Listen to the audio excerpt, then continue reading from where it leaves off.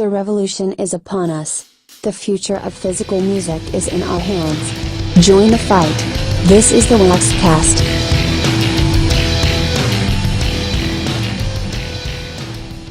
Hey, we're live on Facebook. Hello, vinyl community. How are we doing? I am TJ. I am Andy. And this is the WaxCast. Hold on. Is it up? Oh, it's up. I already got it up. Oh, look, we got graphics. I haven't made a mistake yet. We haven't made a mistake yet.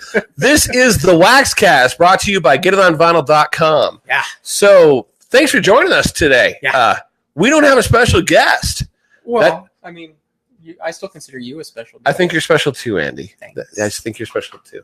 So, we don't have a special guest, but that's by design because we got stuff to talk about. But that being said, if this is your first time joining us, thanks so much. Thanks, guys. You rock. So we are live on Facebook for the WaxCast. We do this every Wednesday night.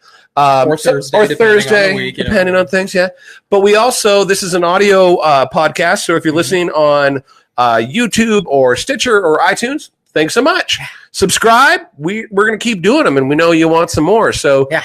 Thanks so much. We're glad to have you on there. We already got some people watching, and we thank you for that. So yeah, it kind of threw me off a little bit. A little bit. So if you're watching this broadcast and you want to ask us a question along the way, go ahead and do that. We're going to throw it right up on here, and people can see what you asked, and we'll pretend to give you an answer. Exactly. Yeah, we'll do our best anyway. Do our best. All right.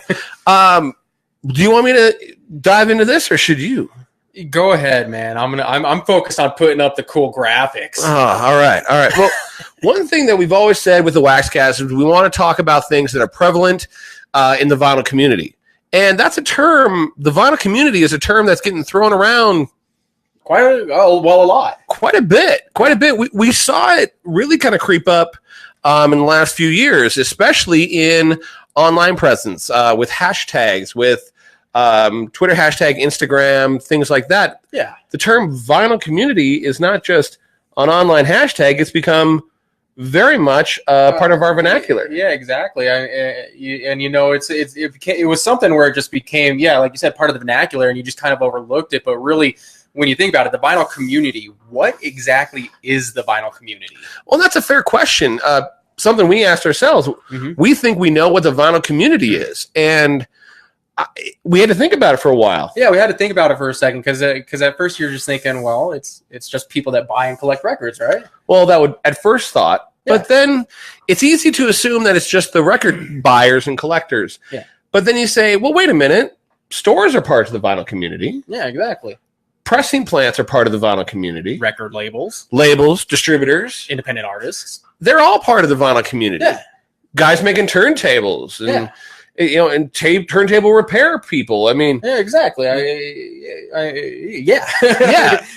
part of the vinyl community. Yeah. So really, what it boils down to is, I think our definition of the vinyl community is somebody that, in one way or another, or somebody or an entity that promotes, purchases, advocates, and preserves, especially preserves the vinyl format. So we are part of the vinyl community. Get It On Vinyl is part of the vinyl community, along with tons of other awesome websites. Yeah, websites, everything. Even you guys that are listening to us right now, you're helping by paying attention to the BS that we're saying. I don't know if it means anything, but you're listening to us. That makes you part of the vinyl community. So you are the vinyl community. You're the vinyl community. And so with that in mind, we thought it'd be kind of cool to talk about, well, if we know what the vinyl community is today, what has it been? And let's kind of dive into the past, present, and future of the vinyl community. Absolutely. I think what's interesting is we could start this off by saying, first of all, the vinyl community has existed since records were available. Yeah, the beginning of the vinyl format. I said, since people started collecting vinyl, the vinyl community has existed. Yeah. And with that said, those people were stores and suppliers and people purchasing the records. That was the vinyl community. Mm-hmm. And it was essential to the format at the time, but at the time, vinyl was the only format really available to purchase and listen to music. So it had its place. But what's interesting about the vinyl community of years past is we can safely assume that the vinyl community was centered at least in a very physical presence. Yeah, absolutely. When you say physical presence, that's the mainstay there obviously is the record store. Your vinyl community, the home base for the vinyl community was at your local independent record store. And that was the only way for you to really connect with one another. Yeah. And really communicate as far as the format was concerned. So we're talking from the time when people were buying 78s and when the 12-inch came out 70 years ago, when people were talking across record bins, that was the birth of the vinyl community. And it was very strong then. And with the exception of maybe record swaps and fairs and things like that, which were not prevalent at the time, it's fair to say that the vinyl community only existed in independent record stores. Yeah. And that got me to thinking. Now, let's fast forward. Let's fast forward to early 90s. Yeah, okay. CDs. Well, yeah, CD's hot. CD is the dominant format. In fact, I think it was 1994 that vinyl reached an all-time low. It could have been 91. I could be a little off. Now, we'll say 1991 and 1994. Here's what's interesting. The question is, was there a vinyl community? My answer for you is yes. There's always been a vinyl community. I completely agree. Always. I completely agree. There's always been a vinyl community. The 90s was a very difficult time for the vinyl community because obviously CDs were overtaking the independent record stores. That was the format. Nobody at that time was really looking for the vinyl community was still looking for records, but it was impossible, nearly impossible. It's a cool time to be a vinyl collector, though. People were offloading and just buy the crate. I wish I had started at that time, but I was only like 5 years old. So. But I think let's discuss this though. As far as it was a tough time for the format, but the vinyl community. You could argue that the internet existed, but let's not bull. I mean, in 1991 and 1995. Maybe 1 in 10 households. We're talking. Right. I would say that the vinyl community still had to exist in record stores, and because vinyl was reaching such low points, it definitely was suffering. Although it still very much existed. And while I'm sure in those early days of the internet there was plenty of vinyl chat rooms. Remember IRC chat rooms? Yeah. I'm sure there were message boards and things that existed. But there was so much in that time that just hurt the format itself, whether it's the CD or the illegal downloading with the streaming. I mean, there was just which came to be. But let's hurt that community. I can only imagine if you will, you are a new collector in 1994 and you say, hey, I want to get into records. I want to get into vinyl. And let's say your parents were cassette junkies. They never got into vinyl. Okay. All of a sudden, you have a very good chance that if you're trying to get into vinyl and you walk into a record store, they might have some vinyl. They might have a little bit of vinyl. Most of them kept some. Yeah. Odds are you're not going to find a new turntable. And if you are, it's not going to be very good quality. Unless you really enjoy the artwork of vinyl, which I do. Yeah. If you don't plan on listening to that record, that would have been an impossible time to really begin trying to get involved with the vinyl community. What a difficult time. I can only imagine, especially if you had a turntable and you're all of a sudden seeking answers like, hey, how do I set the counterweight? How do I adjust the toner? Yeah. How do I set my anti-skate? How do I make these adjustments? How do I hook this up? And what's a preamp? Yeah, exactly. You had nobody there to educate you on how to properly do anything as far as vinyl records and turntable is concerned. At that point in time, you literally only had the artwork to look at, which, I mean, cover of vinyl, you can see that on a cover of CD at that time, and it was cheaper at that time too for the CD probably. And sure, there were all-in-one systems and things like that. They existed, but if you're really talking about diving into the vinyl format in all the aspects, you would have almost needed to hunt a hardcore record collector at that time. Absolutely. In order to get any especially if you didn't have a mentor of some kind. Not that the independent record stores would have had information, because at one point a lot of them did deal with vinyl records, but they were talking CDs at that point. But in 1994, your 18 and 19-year-old clerk may not know a lot about records, and that's just the nature of the time.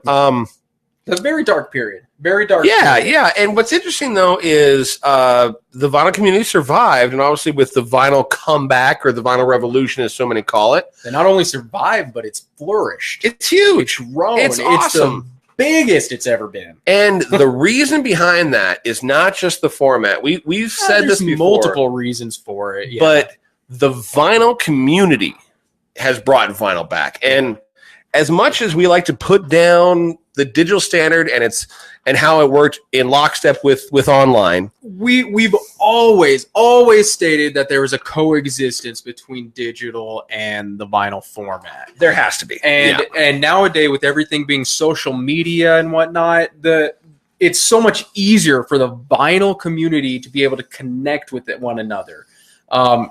Just by doing this, talking with you guys right now, it's not only in the independent record store anymore. You can now communicate with anybody at snap of your fingers. You know, I'll be honest, when we launched Get It On Vinyl in 2012, and I'm not going to say who it was, but someone came forward and said, you know, the revolution started years ago. And Yep. and at that point, not that we hadn't done research, but I started looking at other websites who were doing similar things to we were doing, commenting on the industry, promoting the format, preserving the independent record stores, and we damn sure weren't even close to some of the first people to do it. Yeah. Oh yeah. No. Yeah. By far. But what's interesting is it wasn't an attack at us. It was, hey, we're all part of this team. We're all part of the mission. Yeah. And I was like, the vinyl community. When I started digging into that, the vinyl community is stronger today than it ever has been. It's an unbreakable wall right now. And I would be willing to say that there would have never been a vinyl comeback without the community.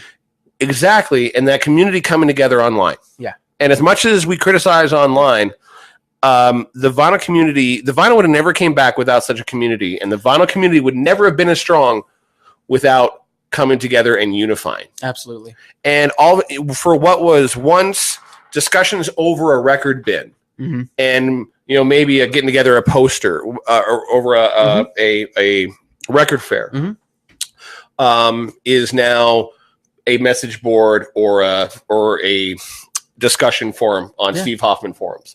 What was once a price guide is now Discogs. Yep. What was once Goldmine featured collectors is now Instagram stars for the vinyl. And it is an awesome time to be part of the vinyl community. It is a amazing time to be part of the vinyl community. Yeah. And we love being part of this community. Yeah. And because at this point, the vinyl community is unstoppable because we are bigger than ever before.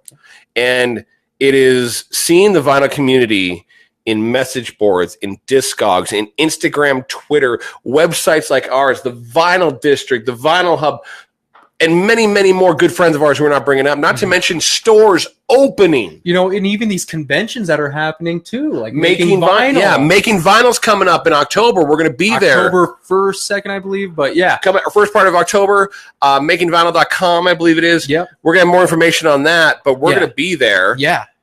So look into that. But we're talking conventions on just about the format, baby. Yeah. Yeah. And it's an amazing time to be part of the vinyl community, and it makes me incredibly confident, not just optimistic hopeful, about the future. But I'm not just optimistic. I have confidence in the future of the format. Yeah, extreme because the vinyl community is stronger than ever, and it ain't going nowhere. Yeah. So I think that's a good point of tapping it right. Man, I couldn't even interrupt you on that. What you were saying was too beautiful. It's too poetic. It was too poetic. We do this every week, and we got a lot of cool content, not just this. We got the Wax Press. We got videos. We got lots of cool stuff at getitonvinyl.com. The best website out there. That's not true. There's a lot of great websites out there, but we're partial. Best one, though. It's the best one. Yeah, it's the most important. But get on there, all right? So check us out. More importantly, subscribe. Are you listening on iTunes or Stitcher? Hit that subscribe button. You watch it on YouTube? Hit that subscribe button. We do this all the time, okay? We're on Facebook, Instagram. We're part of the vinyl community, too. Snapchat. No, we're not on Snapchat. Never. Thanks so much for joining us, vinyl community. We love you, and we're going to see you next week. I'm going to break you. I'm going to break you one of these days. One day.